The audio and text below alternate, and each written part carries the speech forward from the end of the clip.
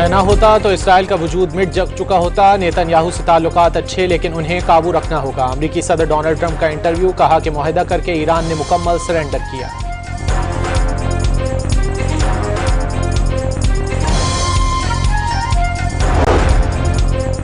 अमन मुआहदा नाकाम बनाने के लिए सहूनी रियासत की शरंगेजियां। जनूबी लबनान पर इसराइली हमलों में शिद्दत, 24 घंटों में शहीद होने वालों की तादाद 28 हो गई।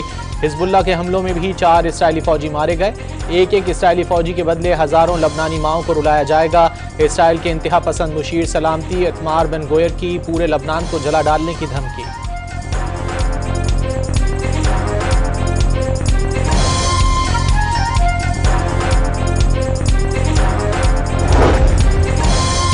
इसराइल सलामती के मसले का हल लोगों को कत्लेआम करके नहीं निकाल सकता। नेतन्याहू जान लें कि सदर ट्रंप के अलावा दुनिया में कोई इसराइल का हामी नहीं रहा।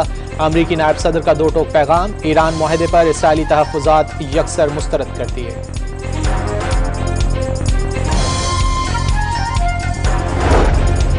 आज स्विट्जरलैंड में शेड्यूल अमरीका ईरान मुज़ाकरात मुलतवी। स्विस वज़ारत ख़ारजा ने बर्गनस्टॉक में होने वाले तकनीकी मुज़ाकरात मनसूख होने की तस्दीक कर दी।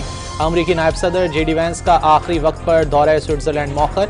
अल जज़ीरा के मुताबिक लबनान पर इसराइली हमलों के बाद ईरान ने वफ़द की रवानगी मौखर की।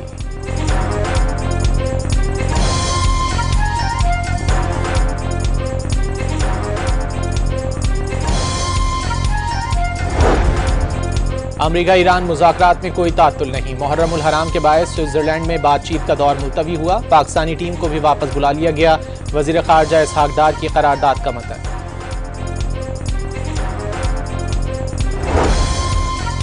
वज़ीर आज़म ने आज पेट्रोल की कीमतों में खातिर ख्वाह कमी की नवीद सुना दी। वादे के मुताबिक पेट्रोल की मद में आवाम को एक एक पाई लौटाएंगे। शहबाज शरीफ का कौमी असम्बली के इजलास में इज़हार ख्याल।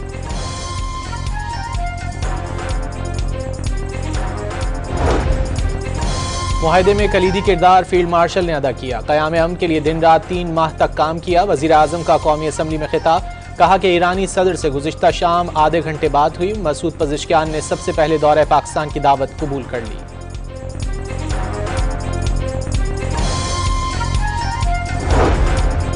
कौमी असम्बली के ऐवान में अमरीका ईरान तारीखी मुआहदे पर कौमी क़यादत को खराज तहसीन की करारदाद मुतफ़िक़ा तौर पर मंजूर कर ली गई। अपोजिशन भी हिमायत में हम आवाज़। ऐवान वज़ीर आज़म, फील्ड मार्शल, नायब वज़ीर आज़म और वज़ीर दाखिला की अनथक काविशों को सराहता है।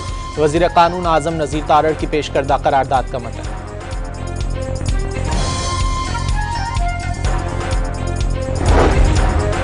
आज इख्तिलाफात का दिन नहीं, इतने फातिरुल अक्ल नहीं कि पाकिस्तान के मफाद को ना पहचाने।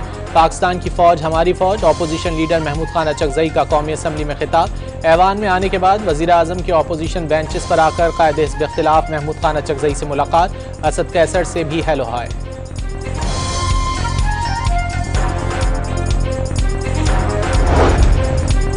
वज़ीर ख़जाना चेंबर में अपोजिशन हुकूमती वफूद की मुलाकात। PTI वफ़द ने डायलॉग की ऑफर का मुस्बत जवाब दिया। जमहूरी अंदाज यही है कि बातचीत से मामलात हल हो। मुलाकात के बाद राना सनाउल्लाह की मीडिया से गुफ्तगू। मौलाना फजलुर रहमान के तहफ़्फ़ुज़ात दूर करने का अज़्म।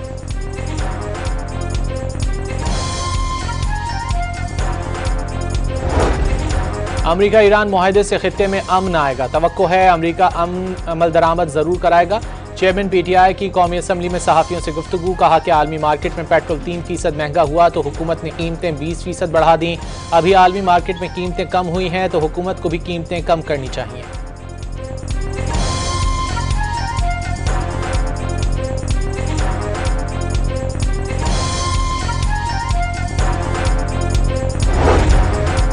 खैबर पख्तूनख्वा के आइंदा माली साल के बजट में अमन व अमान के लिए 191 अरब रुपए मुख्तस करने की तजवीज़। सेहत कार्ड के लिए 50 अरब रुपए मुख्तस किए जाएंगे।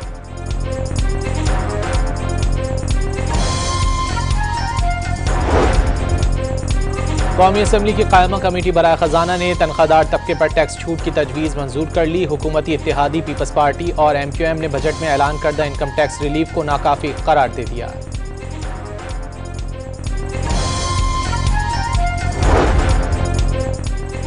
बजट में पीपल्स पार्टी कटहरे में खड़ी है। पंजाब की हुकूमत ने आवाम को मसाइल से निकाला। लोग बसंत की खुशियां मना रहे हैं। कराची में 18 साल गुजर जाने के बावजूद गटर का ढक्कन लगाने के लिए परेशान हैं। MQM के रुकने सिंध असम्बली शारिक जमाल का बजट इजलास से खिताब।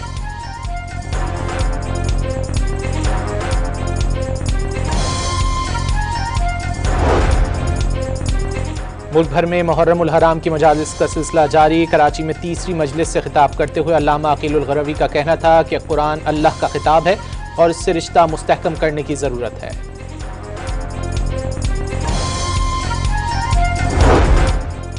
और आलमी मंडी में तेल की कीमतों में उतार चढ़ाव जारी। अमरीकी खाम तेल की कीमत $75 फी बैरल पर ट्रेड कर रही है। बरतानवी तेल $79 फी बैरल हो गया।